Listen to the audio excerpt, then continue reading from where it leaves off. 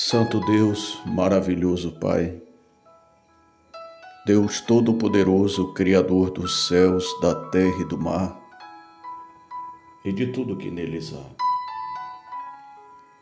Pai amado, a nossa ação de graças é a Ti, a nossa gratidão, a nossa devoção, o nosso muito obrigado. Sim, Pai, pois finalmente estamos aqui mais uma vez neste bom propósito de oração, essa campanha de oração segundo o livro de Atos dos Apóstolos, que chega ao seu dia de número 29. Acreditamos que o Senhor está no controle de todas as coisas, pois a Bíblia diz que todos os fios de cabelos de nossas cabeças estão contados e que nenhuma folha sequer cai de uma árvore se não for com o teu consentimento. Por isso te agradecemos por este momento, em nome de Jesus. Queremos sempre te agradecer de forma incansável pela vida de todos os participantes, de todos aqueles que estão conosco já há tanto tempo, Pai, de uma forma tão linda. Digo isso em virtude da obra do Teu Espírito, pois do contrário, os mesmos não poderiam estar conosco até agora. Sei que o prêmio a qual eles aguardam, porque Te amam, está bem guardado, num lugar onde a ferrugem e a traça não corroem, e os ladrões não furtam. Louvado seja o Teu nome pela vida dos tais. Mas eu também não posso deixar de Te agradecer pelas vidas que vão se chegando pela primeira vez, que talvez no primeiro momento não compreendam nosso propósito, pois nós acreditamos que, segundo a Tua palavra, a mesma diz que ela é viva e eficaz, é o pão vivo que desceu do céu, é o Verbo que se fez carne. O próprio Jesus declarou que Ele é o caminho, a verdade e a vida. E se lembrarmos do passado, os israelitas no deserto se alimentavam do maná, o alimento dos anjos. Logo, a palavra do Senhor Jesus. É essa palavra que nos traz cura, que nos traz libertação, que nos traz respostas, que nos fazem novos homens e mulheres prontos, não apenas para vencer uma batalha em específico, mas para todos nós sermos instrumentos Teus para a vida de outros, que talvez sofrerão como nós em algum momento, ou talvez até numa proporção maior ou menor, seja lá qual for. O certo é que por aquilo que seremos consolados, consolaremos outros, segundo a Tua palavra. Que todos sejam muito bem-vindos em nome de Jesus. E pela fé já coloco diante de Ti, junto com todos, na concordância daquilo que é lícito aos Teus olhos, todos os pedidos de orações aos Teus pés. Tua palavra diz que devemos lançar nossas ansiedades e inquietações diante de Ti, pois é do Teu desejo que tudo nos vá bem. Então aí está, Pai. Mensagens de textos, áudios e fotografias. E tenho que por certo que se o Teu povo se humilhar, buscar a Tua face, obedecer a Tua palavra, se submeter ao Senhor, o diabo há de fugir dos tais e logo virá a resposta em Cristo Jesus. Como já dissemos no início, estamos no dia de número 29 da nossa campanha segundo o livro de Atos dos Apóstolos. Hoje, com a Tua bênção, vamos fechar o capítulo de número 11, a qual, se alguns puderem lembrar, Pedro explicou-se perante a igreja do porquê a visita à casa de Cornélio e de como o Espírito Santo os batizou com fogo, cumprindo-se então a profecia, a qual João Batista declarou que ele os batizaria com água, mas Jesus seria aquele que batizaria com fogo.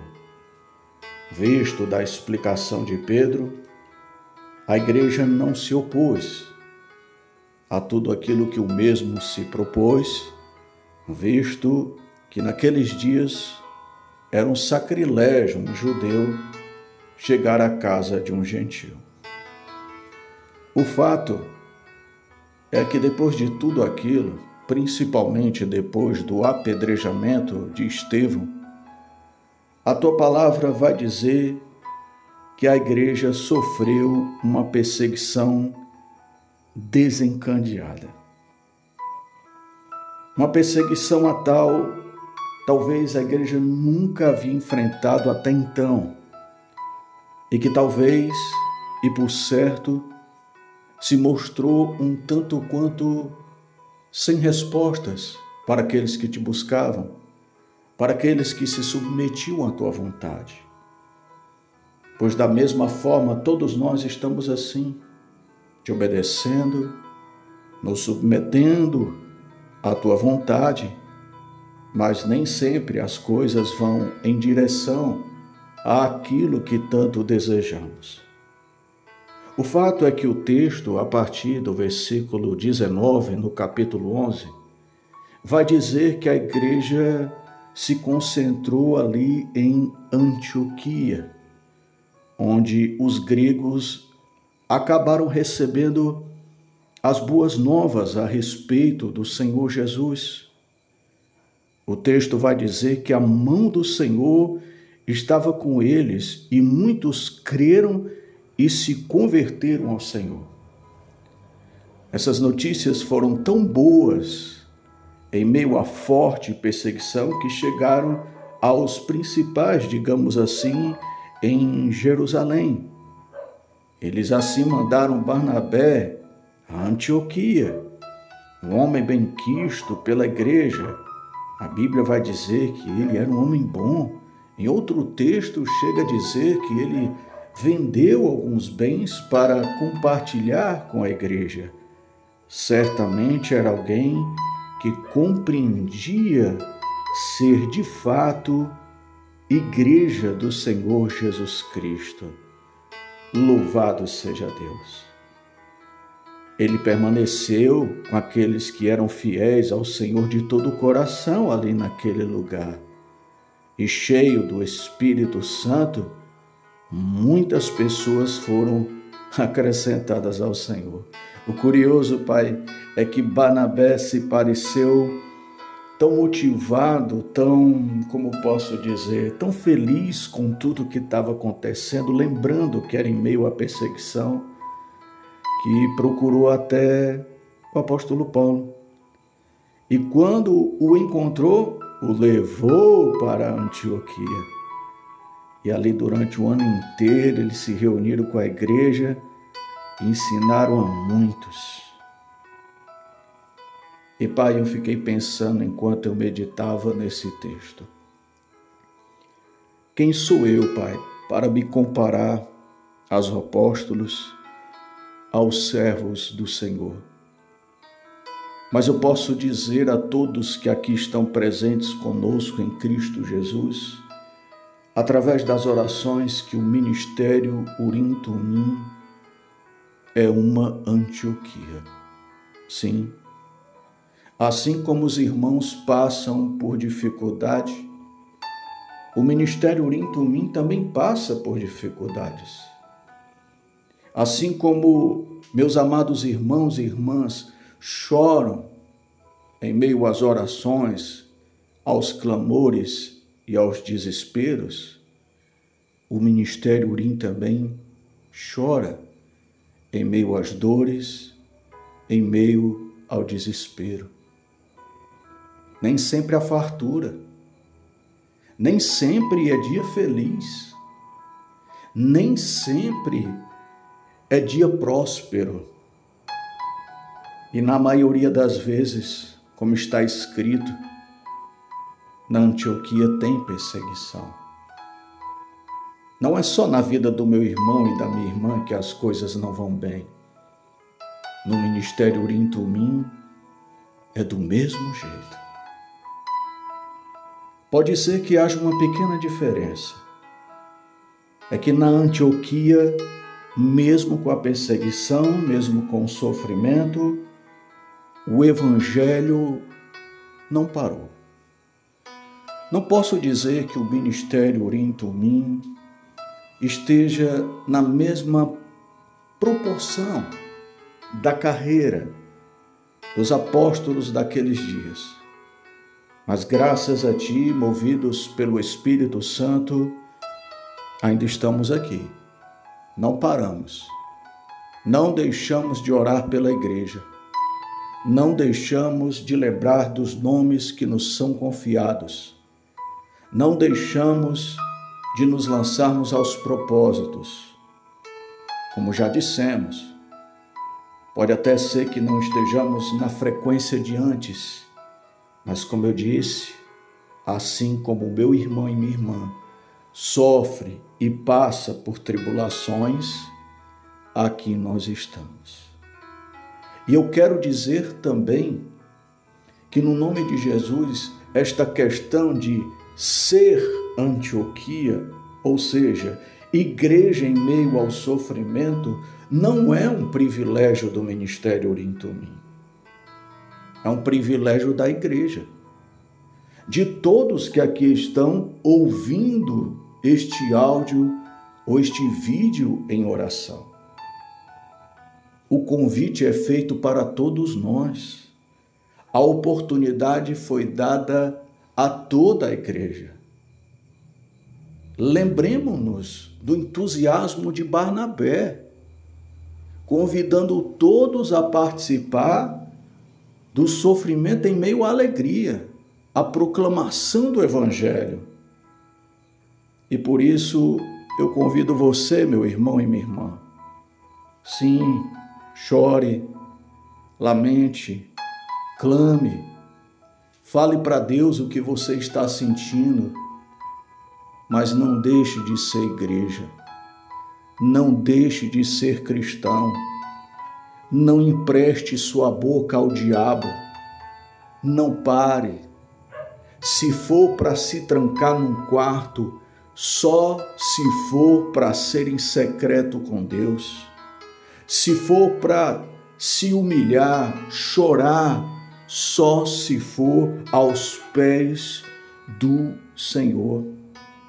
É por isso que a ilustração do pastor Dedé é: você já se fez a pergunta, o porquê te chamam de cristão? Você já se fez essa pergunta do porquê você é cristão? Porque ser cristão não é apenas vitória aos olhos dos homens, porque a maior vitória que nós temos já foi conquistada na cruz do Calvário. A morte não tem poder sobre as nossas vidas. O mundo, o diabo, potestades e principados podem causar enfermidades, doenças, perseguição, más notícias, mas eles não têm poder sobre a nossa vida. A nossa vida, a vida eterna, está nas mãos do Todo-Poderoso em nome de Jesus. Então, ser cristão é estar em meio à Antioquia, em meio à perseguição, mas ainda de pé, pregando o Evangelho, testemunhando o Evangelho, porque ser cristão é ser parecido com Cristo, porque o texto vai dizer: em Antioquia, os discípulos foram pela primeira vez chamados cristãos.